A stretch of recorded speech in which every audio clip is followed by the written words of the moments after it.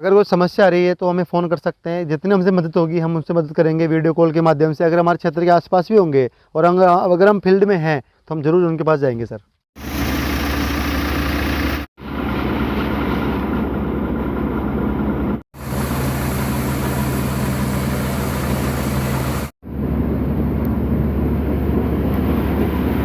नमस्कार किसान भाइयों, मैं आपका दोस्त मनीष जाट और आप देख रहे हैं एग्रीटेक मास्टर यूट्यूब चैनल। किसान भाइयों, जैसे कि मैंने पिछले वीडियो में आपसे वादा किया था कि इस मशीन का पूरा कंप्लीट सेटिंग का ट्यूटोरियल वीडियो आपको मिलने वाला है। अगर आपके पास कोई सी भी मशीन है, अगर आपको सेटिंग के अंदर प्रॉब्लम आ रही है और अगर आप मशीन लेने की सोच रहे हो तो ये वीडियो आपके लिए बहुत ही कमाल का होने वाला है। क्योंकि किसान भाइयों, मशीन लेने के बाद में सबसे महत्वपूर्ण काम होता है मशीन की सेटिंग। अगर आप मान लीजिए कि 1 क्विंटल में भी आपके 3 या 4 किलो मशीन दाना उड़ा रही है तो किसान भाइयों आपका तो कितना नुकसान हो गया और आपकी समय का भी बहुत ज़्यादा बर्बादी हो गई। इसी प्रकार से आपको कोई भी नुकसान ही नहीं आया, इसलिए हमारे साथ राम एग्रो के ओनर राकेश जी एक्सपर्ट, तो इसके बारे में संपूर्ण जानकारी आपको राकेश जी देंगे। सब्सक्राइब करिए एग्रीटेक मास्टर को और बेल आइकन को प्रेस कीजिए लेटेस्ट वीडियो देखने के लिए।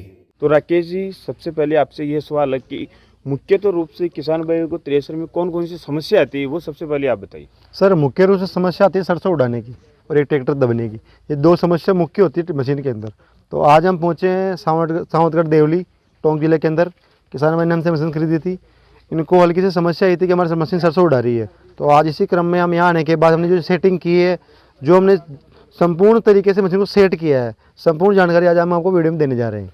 मुख्य रूप से 2 समस्या आती है, एक तो दाना उड़ाने की और एक ट्रैक्टर दबने की। अगर हम बात करें तो किसान भाई के अधिकतर 40 HP से कम के ज़्यादा ट्रैक्टर रहते हैं, तो उनके ट्रैक्टर दबने की ज़्यादा समस्या आती है। उसका समाधान बताइए आप सबसे पहले। सर वैसे तो अपने एनवीटी थ्रेसर के अंदर दबने की समस्या बहुत कम आती है, ना कि बराबर।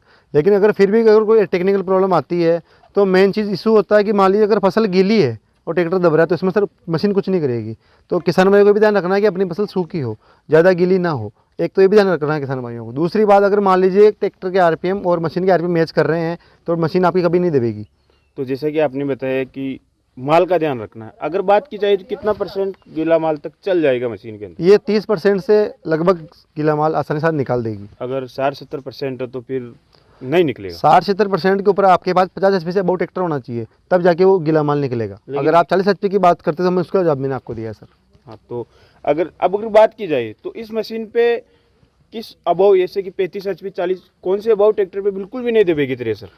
50 HP से ऊपर के ट्रैक्टर के ऊपर ये मशीन बिल्कुल नहीं दबेगी, चाहे कितना ही गीला माल हो। ये मुख्यतः रूप से दबने का 35, 40, 45 HP, 50 HP जो नीचे वाले ट्रैक्टरों के लिए खास तौर पर इस बात का ध्यान रखना है। इसके लिए भी हमने सेटिंग कर रखी है मशीन की। अगर मान लीजिए आपके पास छोटा ट्रैक्टर है और आपका माल गीला है, फिर भी आप इस मशीन के अंदर आप सरसों निकाल सकते हो, क्योंकि हमने 3 ग्रुप की 3 बेल्टें दे रखी है।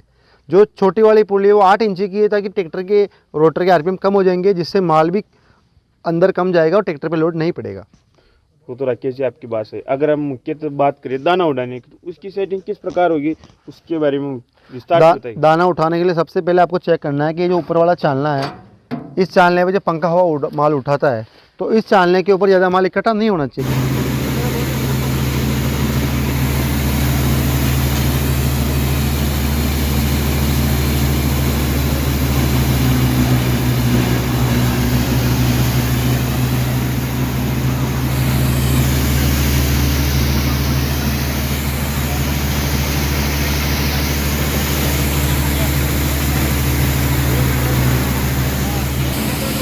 कहने का मतलब माल बारीक आना चाहिए चालने के ऊपर। दूसरी बात, माल बारीक कब आएगा? माल बारीक तब आएगा जब आपकी रोटर की स्पीड ज़्यादा होगी। तो रोटर की स्पीड बढ़ाने के लिए आपको ट्रैक्टर के आरपीएम मैच करने के, आपका ट्रैक्टर दब तो नहीं रहा है, तब जाके आपको ट्रैक्टर के आरपीएम बढ़ाने हैं। ये जो 3 बेल्टें आप देख पा रहे हो मशीन की, ये बीच वाली पुली पर भी अपने सेटिंग कर रखी है, ताकि इस सेटिंग के ऊपर रोटर की स्पीड बढ़ेगी, जिससे माल बारीक होगा और माल बारीक होने के बाद चालने पे गिरेगा। जितना बारीक माल चालने के ऊपर गिरेगा उतनी मशीन के अंदर कम समस्या आने वाली। सीधी सी बात ये है सर। जितना चालने पर माल कम गिरेगा उतनी समस्या, जितना चालने पे बारीक माल गिरेगा उतनी समस्या कम आनी है सर। तो वो बारीक इस बेल्टों के माध्यम से गिरेगा। बिल्कुल। इस किसान भाई ने बीच पे कर रखी है। बिल्कुल बीच पे कर रखी है। सबसे पहले उन्होंने छोटी पुली पे कर रखी थी, जिससे चालने पे माल ज़्यादा इकट्ठा हो रहा था।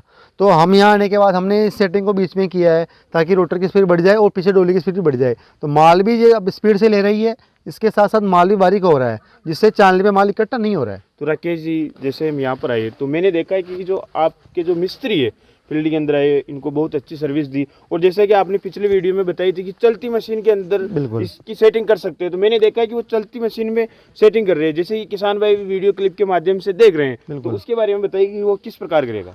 जो सेटिंग, जो पर्दे आप देख पा रहे हो, मान लीजिए आपकी मशीन हवा ज़्यादा बना रही है, तब भी सरसों उठा सकती है। तो आपको इस हवा कंट्रोलिंग करने के लिए ऊपर हमने एक हैंडल दे रखे हैं, जिसमें एक पंखे के 2 हैंडल है। तो चलती मशीन के अंदर भी आप 15 नंबर के बोल्टों को खोल के इस पर्दे को ऊपर खींच के आप इस हवा की कंट्रोलिंग कर सकते हो। अगर मान लीजिए हवा कम बना रही है तो आपको उसको नीचे करना है, और हवा ज़्यादा बना रही है मशीन तो आपको उसको ऊपर खींचना है। तो जैसा कि आपने उसकी बात तो बता दी, इन दोनों से किस प्रकार माल की सफाई में कंट्रोलिंग करेंगे किसान भाई? सर इसके अंदर हैंडल दे रखा है, आपको जिस हिसाब से माल के हिसाब से आपको इसको नीचे ऊपर करना है, आप अकॉर्डिंग कर सकते हो। इसके अलावा ये जो फैन है ये माल को साफ़ करता है, इसके अंदर भी एक हैंडल दे रखा है जिससे आप हवा कम ज़्यादा कर सकते हो, जिससे माल की सफाई बिल्कुल साफ़ आएगी सर। तो इस हैंडल के माध्यम से आप माल की सफाई बहुत अच्छी तरीके से कर सकते हैं किसान भाई। बिल्कुल सर। किसान भाई को ये भी बताइए, किसान भाई के बहुत सारे कमेंट आते हैं कि चालने की जो गति है उसको कम करना, ज़्यादा करना, वो किस प्रकार करेगा? चालने की चाल बढ़ाने के लिए वैसे तो कंपनी आगे से चालने की चाल बढ़ा के देती है, फिर भी अगर मान लीजिए आपको लगे कि अपनी चालने की चाल कम है मशीन की, तो ये जो आप बोल्ट देख पा रहे हो, इस कैप को आपको सबसे पहले खोलना है। इस कैप को खोलने के बाद इसके अंदर एक 32 नंबर का बोल्ट लगा हुआ है, उसको आपको हल्का सा ढीला करके इसको कट को आगे बढ़ाना है और वापस बोल्ट को टाइट करना है, बस इतना सा काम है सर।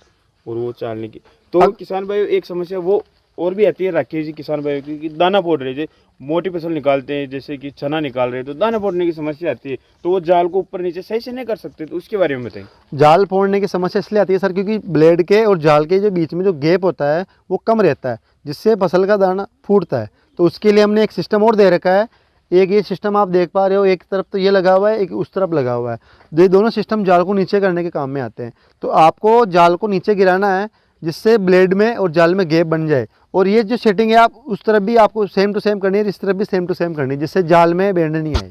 अगर हम बात करें तो बहुत सारे किसान भाई बोलते हैं कि हमारे पास तो 60 HP का ट्रैक्टर है, 55 HP का ट्रैक्टर है, तो हमारी को जो पीछे की जो डोली की स्पीड है उसकी गति ज़्यादा करनी है, तो वो किस प्रकार करेगा? सर गति बढ़ाने के लिए एक सिंगल बेल्ट लेफ्ट साइड के अंदर लगी हुई है जो मेन रोटर से आ रही है। इसके अलावा जो 3 बेल्टें लगी हुई है भी स्पीड की है सर, इससे रोटर की स्पीड भी बढ़ेगी, डोली की स्पीड बढ़ेगी।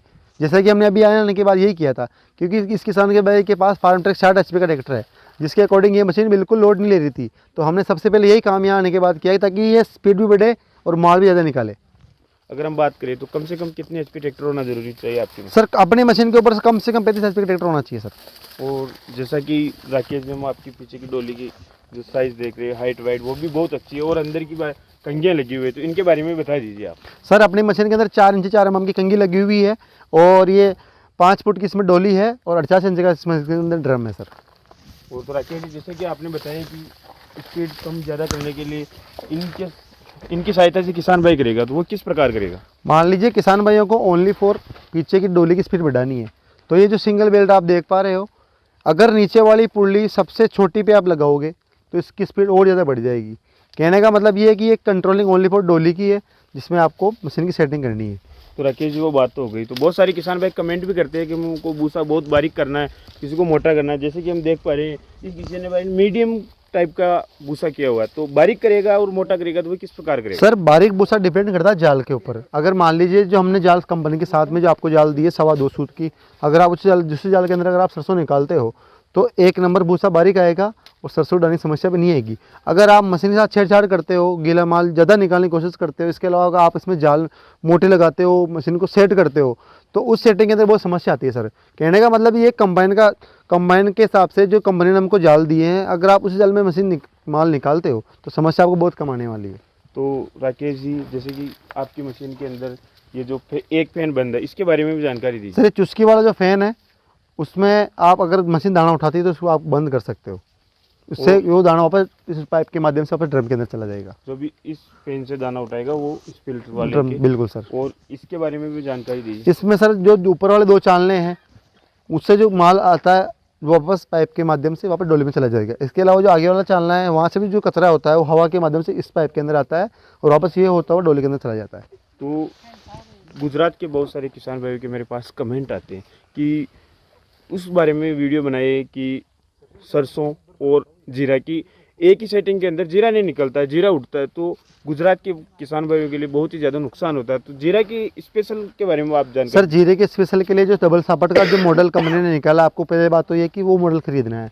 इसके अलावा आपको जो बारीक जाल कंपनी ने प्रोवाइड करवाया है, आपको वो जाल लगाना है। इसके अलावा जो जाल में जो ब्लेड के अंदर जो गैप है, आपको उसका बहुत ध्यान रखना है। अगर मान लीजिए आपने गैप बढ़ा रखा है तो वो माल जल्दी चालने के ऊपर नहीं गिरेगा, जिससे ट्रैक्टर पे लोड पड़ सकता है। तो आपको ये भी ध्यान रखना है। और अगर हम फैन की स्पीड की बात करें तो उनकी कम ज़्यादा किस प्रकार करें? आगे वाली जो पुर्लियाँ लगी हुई है, इसमें सबसे लास्ट वाली जो पुर्ली है उसके ऊपर आपको बेल्ट लेनी है, ताकि हवा की कंट्रोलिंग हो सके। और माल सफाई के लिए जो डबल सापट में एक्स्ट्रा पुर्ली और लगी हुई है, वो बेल्ट आपको लगानी है। और इसके अलावा माल बारीक अगर चालने पे गिरेगा तो ऑटोमेटिक कचरा नहीं आएगा और ट्रैक्टर पे भी लोड नहीं पड़ेगा। तो राकेश जी, आपका बहुत बहुत धन्यवाद कि किसान भाइयों को केवल दो समस्या ज़्यादा आती है, एक तो दाना उड़ाना, ट्रैक्टर दबना। इसके अलावा भी आपने थ्रेसर की संपूर्ण जानकारी दे दी, जिससे कि किसान भाइयों को सहायता होगी।